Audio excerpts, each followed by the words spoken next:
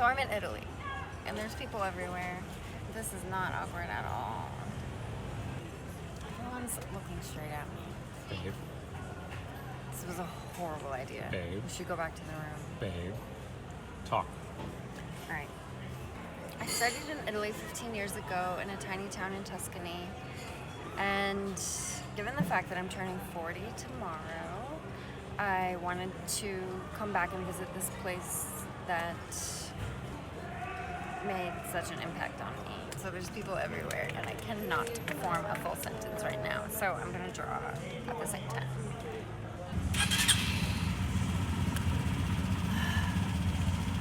It was the first time I experienced falling in love with a place that wasn't my home. It opened up my eyes to new experiences and new people, new language, new architecture, new textures, new light, new colors. And it really was the beginning of my love for travel.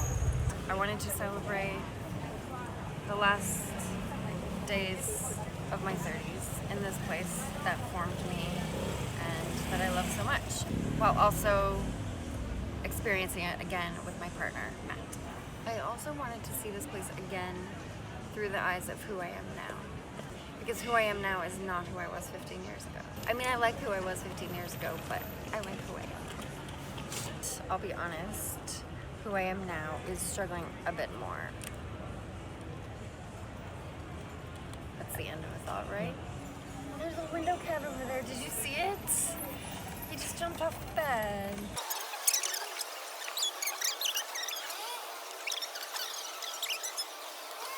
What am I trying to say about travel culture? I'm trying to figure out a balance between experiencing new places that inspire me versus destroying the world. It just seems like there's an excessive amount of waste here. You go to a restaurant and they give you water in plastic bottles.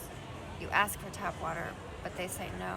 Can't blame them for wanting those tourist dollars, but there's plastic bottles everywhere. It's just experiencing travel culture as a whole and how wasteful it is. How tourists are encouraged to consume, throw away. And this is not a criticism of Italy. This is not unique to this place. I'm sure it's like this everywhere.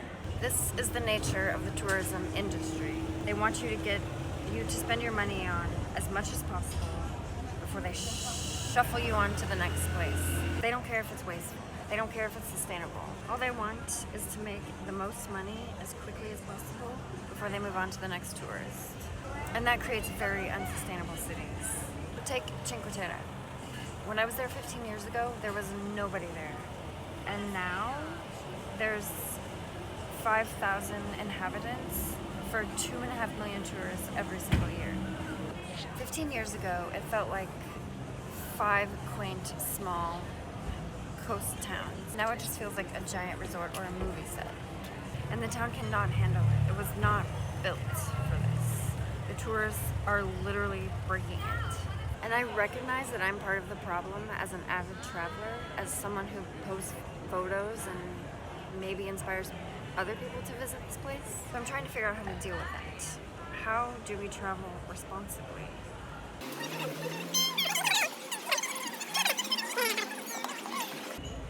I'm gonna be in a picture. It's okay. Is that okay? Yes.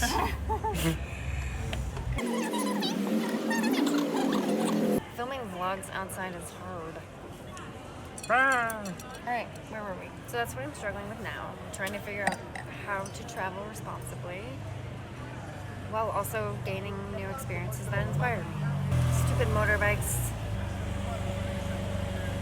Because I still want to see new things. I still want to get inspiration to create. I want to travel, I want to draw, I want to take photos.